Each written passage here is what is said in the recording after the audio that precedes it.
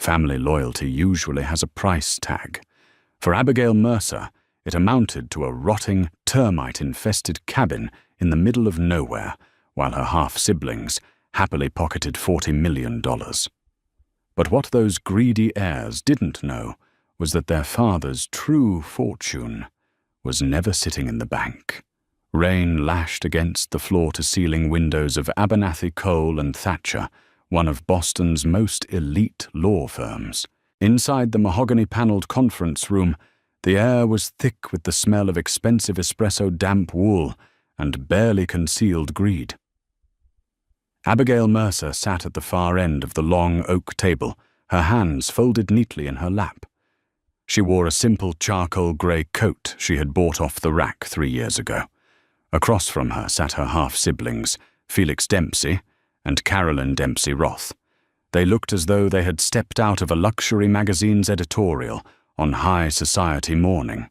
Felix wore a tailored Italian suit that cost more than Abigail's car, while Carolyn was draped in a black cashmere dress, subtly checking her diamond-encrusted Rolex every few minutes. At the head of the table sat William Thatcher, a stern, white-haired attorney who had managed the legal affairs of their late father, Harrison Dempsey, for over 4 decades. Harrison had been a titan of the Northeast shipping and logistics industry, a ruthless businessman, a difficult father, and in his final years, a frail old man who had relied entirely on Abigail for his care. "If we could proceed, William," Felix said, his voice dripping with aristocratic impatience. "I have a board meeting at Dempsey Logistics at 2 o'clock, and the shareholders are already nervous about the transition. We need to wrap this up." Caroline sighed, adjusting her silk scarf. "Yes, please. This entire week has been utterly exhausting. The caterers for the memorial were simply dreadful." Abigail bit the inside of her cheek to keep from speaking.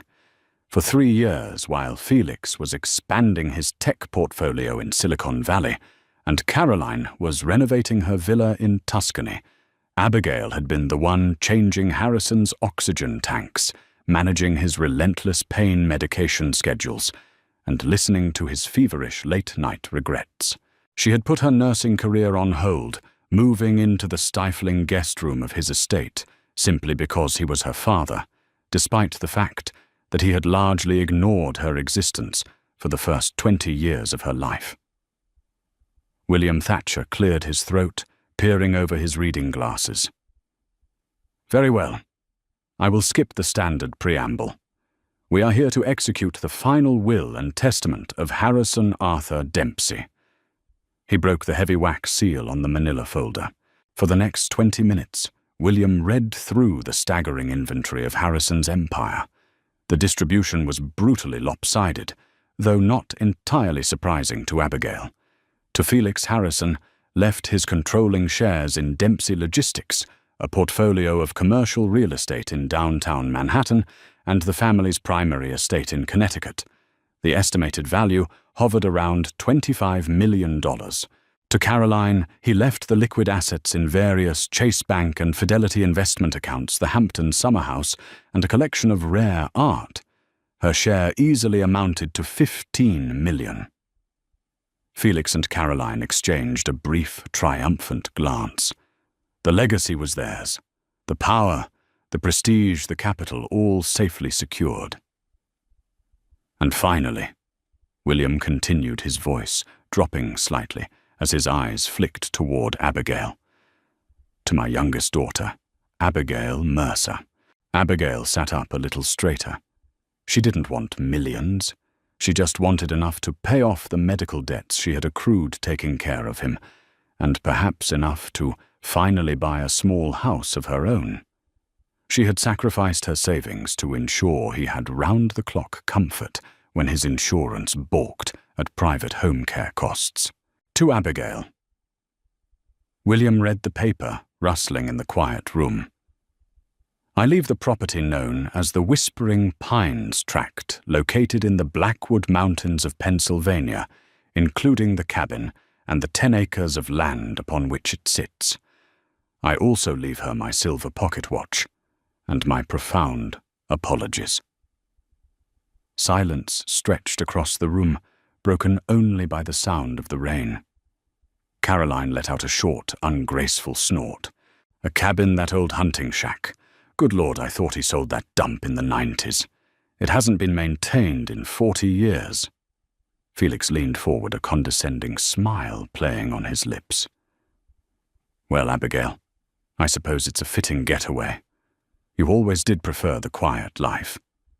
If you need help with the property taxes, which can't be more than a few $100 out there in the sticks, let my secretary know. I'll write you a check. Consider it back pay for playing nurse. The insult hit Abigail like a physical blow. Playing nurse. She felt a hot flush of humiliation creep up her neck. Her father, the man whose hand she had held as he took his final rattling breath, had left her a decaying wooden shack in the middle of nowhere while handing an empire to the children who couldn't even be bothered to attend his deathbed. "Is that all, Mr. Thatcher?" Abigail asked, her voice remarkably steady, despite the storm raging inside her. William looked at her with genuine pity. He slid a small, tarnished silver pocket watch across the polished table, followed by a thick, yellowed envelope containing the deed. "That is all, Miss Mercer. The property is legally transferred to your name, free and clear of any liens." Abigail stood up. She didn't look at Felix or Caroline. She didn't want to see their smug satisfaction. She took the watch, its metal cold against her palm, picked up the deed, and walked out of the conference room. As the heavy oak doors clicked shut behind her, she heard Caroline laugh. Honestly, Felix, what did she expect? She was the product of a brief indiscretion. She should be grateful she got a piece of land at all. Abigail walked out into the Boston rain, her hands shaking. It wasn't about the money. It was about the utter lack of respect. She felt entirely broken, but as she sat in her 10-year-old sedan, gripping the steering wheel until her knuckles turned white, a stubborn, burning resolve ignited in her chest. She wasn't going to let them see her break. She would go to Pennsylvania. She would fix up that damn cabin, sell it, and wash her hands of the Dempsey family forever. The drive to the Blackwood Mountains took 9 grueling hours. The final 40 miles were completely off the interstate, navigating deeply rutted logging roads that threatened to tear the suspension right out of Abigail's worn-out sedan. The GPS on her phone had lost signal 2 hours ago, leaving her to rely on the vague, hand-drawn map William Thatcher's assistant had provided. When she finally pulled up to the Whispering Pines property, the reality of her inheritance set in, and it was far worse than Caroline had described. The cabin sat in a shadowed clearing surrounded by towering, dense pines. It was a structural nightmare. The roof sagged heavily in the middle, looking as though a strong gust of wind would cave it in entirely. The wooden siding was blackened with rot and choked by aggressive ivy. The front porch steps had completely collapsed into a pile of splintered lumber, and the windows were caked in decades of grime. Profound apologies indeed, Abigail muttered to herself, turning off the engine. The silence of the forest was absolute, almost deafening. She grabbed her flashlight, a crowbar she had bought at a hardware store along the way, and a can of bear mace. Carefully navigating the broken porch, she forced her shoulder against the swollen front door. It shrieked in protest, the rusted hinges giving way as she stumbled into the gloom of the interior. The smell hit her instantly, a heavy, suffocating stench of mildew, damp earth, and animal droppings. The cabin was essentially one large room. A rusted cast-iron wood stove sat in the corner, its pipe disconnected. The furniture consisted of a rotting sofa, a heavy oak dining table covered in dust, and a collapsed bed frame. Spiderwebs hung in thick grey curtains from the rafters. Abigail felt a lump form in her throat. She had given up 3 years of her life, her savings, her social life, and her peace of mind for this. It was a monument to her father's disregard. She spent the first 2 hours just clearing out the debris, using a rusted snow shovel she found on the back porch, to push decades of accumulated dirt and animal nests out the front door. She was angry, a deep, visceral anger that fueled her exhaustion. She wanted to burn the place to the ground, to strike a match and watch Harrison Dempsey's final insult go up in smoke. As the afternoon sun began to dip below the tree line, casting long, eerie shadows across the wooden floorboards, Abigail sat down on the heavy oak table to catch her breath. The silence of the cabin was oppressive. She pulled her father's silver pocket watch from her coat pocket. It was a heavy antique piece, intricately engraved with vines. It didn't tick. The hands were permanently frozen at 10:24.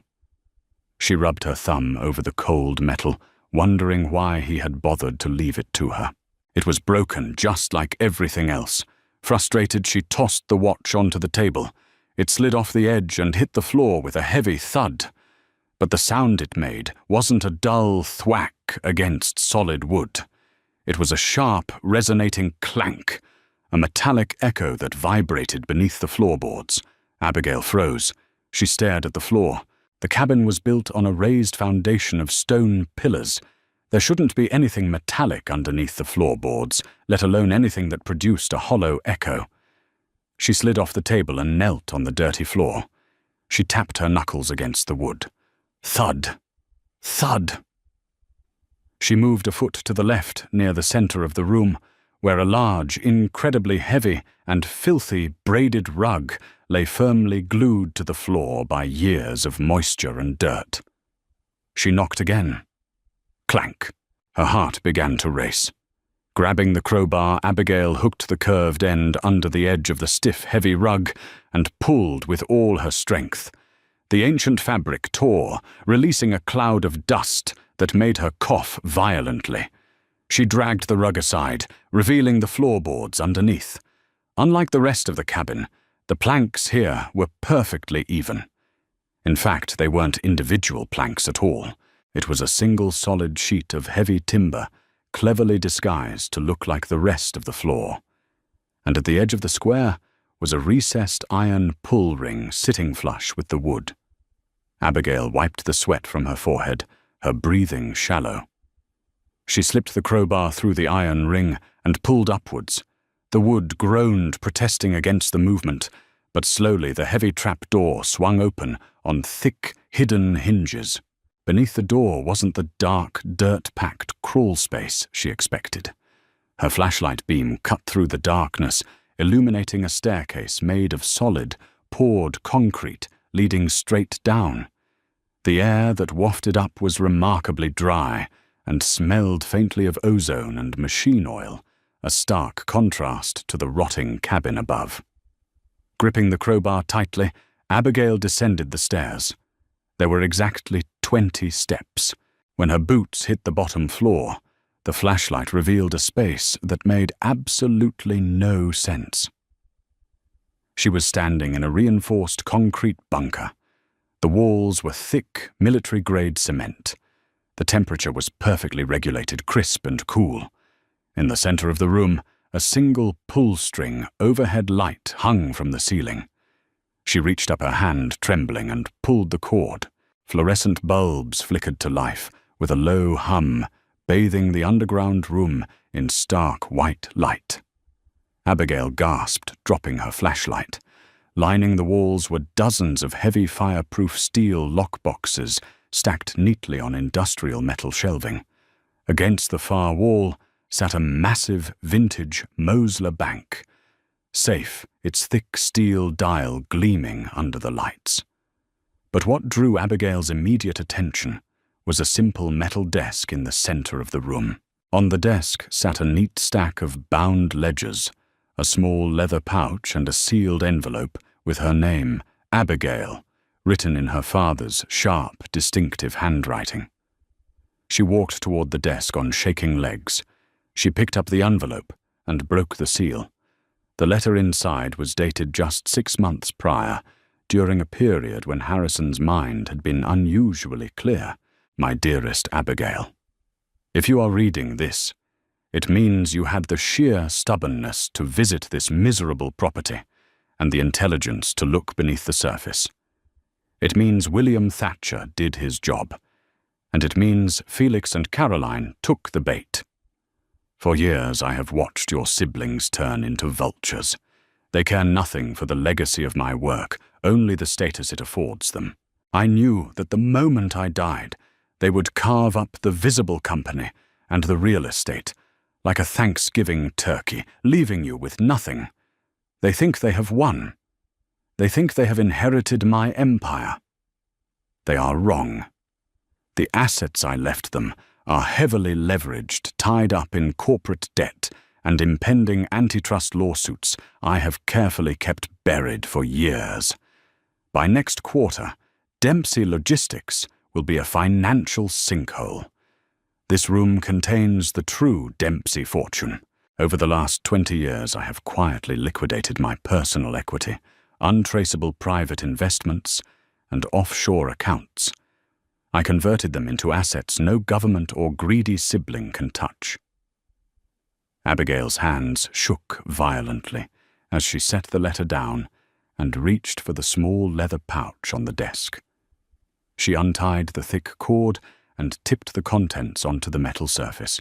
A heavy, flawless diamond, the size of a quail's egg, tumbled out, catching the fluorescent light and throwing fractured rainbows across the concrete walls. The safe behind you, the letter continued, contains bearer bonds, gold bullion, and deed titles to anonymous shell corporations holding hundreds of millions in global assets. The combination to the safe is the exact time on the silver watch I left you. The watch has been broken since the day you were born, frozen at the exact minute you came into this world and changed my life for the better. You were the only one who stayed by me, Abigail. You are my only true heir. The world belongs to you now. Make them pay for underestimating you. Abigail stood in the cold, bright bunker, the diamond glittering on the desk, the silence of the forest above suddenly feeling less like a tomb and more like a fortress. She turned slowly, her eyes locking onto the massive steel dial of the Mosler safe. The watch in her pocket felt heavy. The combination was 1024. She wasn't a discarded daughter anymore. She was the wealthiest woman in the state, and her siblings had absolutely no idea what was coming for them.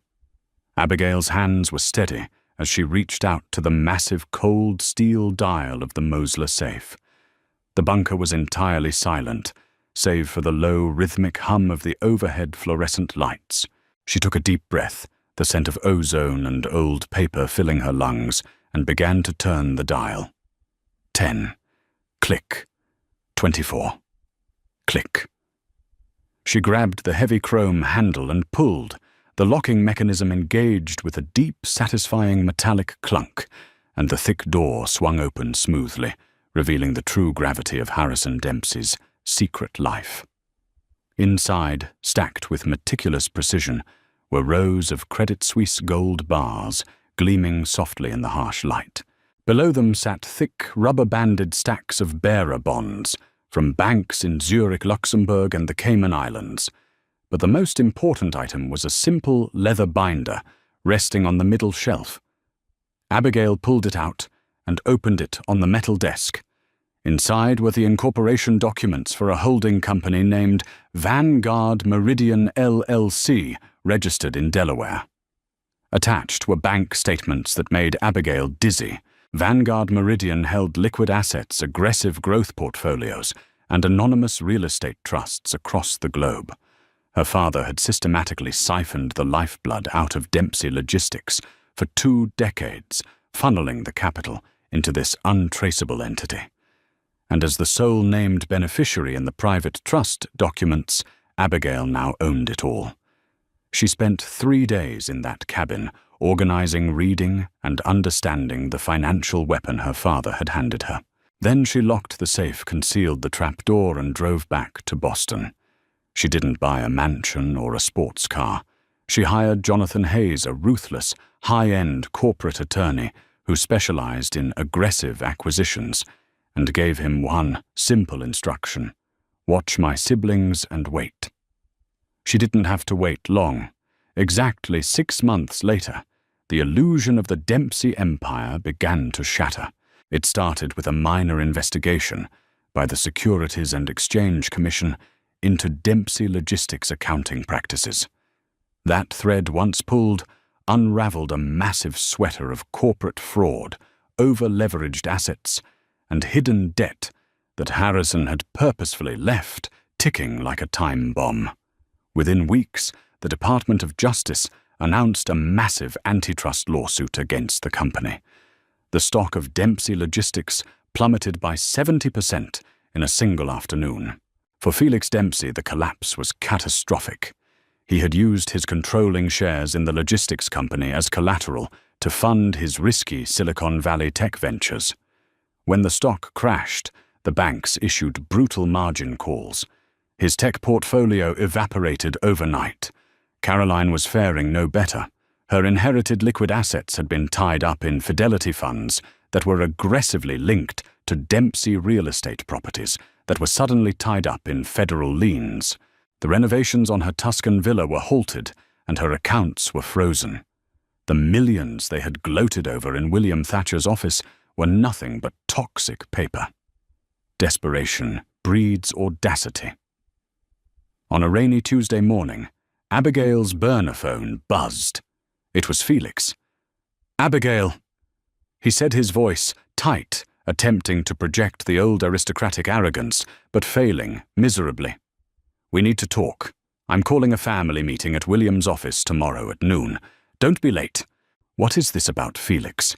Abigail asked, her voice calm, devoid of the anxiety she used to feel around him. "It's about that piece of land Dad left you," Felix snapped. "Dempsey Logistics is restructuring. We've discovered that the Blackwood tract sits on a highly valuable timber reserve. The board needs to acquire it for immediate liquidation. I'm prepared to offer you $50,000 for the deed. Cash. You'd be a fool to pass it up." Abigail smiled, staring out the window of the modest apartment she was still renting. He was lying. There was no board restructuring. There was only a desperate man trying to squeeze pennies out of rocks to stave off bankruptcy. "I'll see you tomorrow at noon, Felix," Abigail replied, and hung up the phone. The atmosphere in the conference room at Abernathy Cole and Thatcher was entirely different than it had been 6 months prior. The room still smelled of expensive espresso, but the air of victory had been replaced by the suffocating stench of panic. Felix looked 10 years older. The tailored Italian suit hung loosely on his frame, his eyes bloodshot and surrounded by deep, dark circles. Caroline was unrecognizable.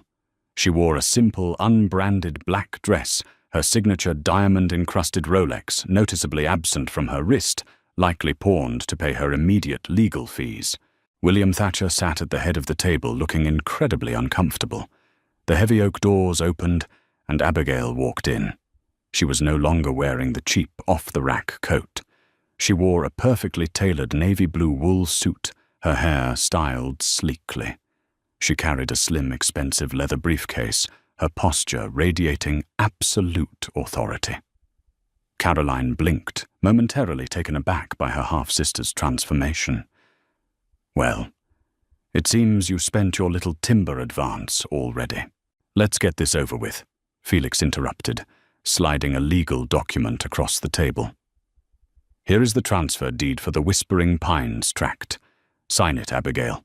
William has a certified check for $50,000 ready for you. You sign, you take the money, and you walk away." Abigail didn't look at the document. She didn't even sit down. She simply placed her leather briefcase on the table, the brass clasps clicking sharply in the quiet room. "I'm afraid I won't be selling the property, Felix," Abigail said, her voice smooth as glass. "I've grown quite fond of the basement." Felix scowled, confusion washing over his exhausted face. "The basement? What are you talking about?"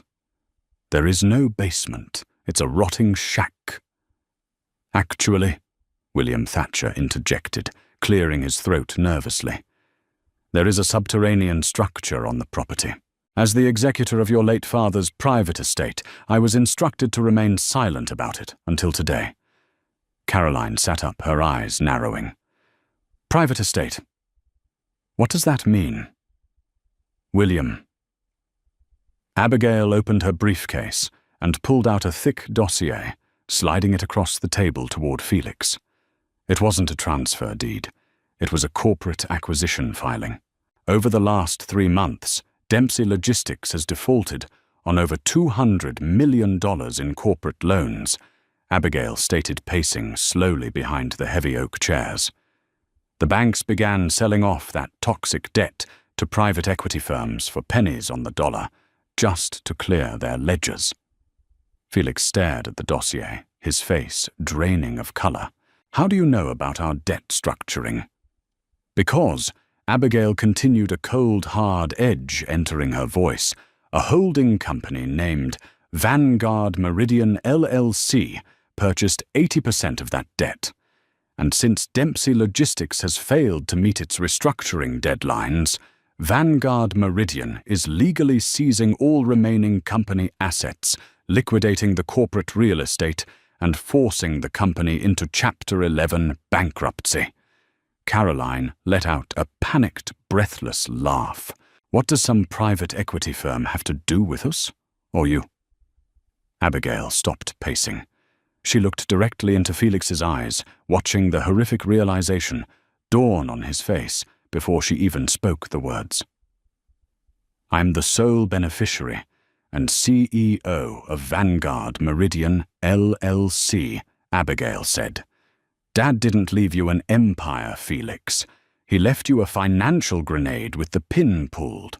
He transferred all his real wealth, his gold, his bonds, his offshore accounts into Vanguard Meridian over the last 20 years. And he left it all to me, hidden beneath the floorboards of that rotting shack.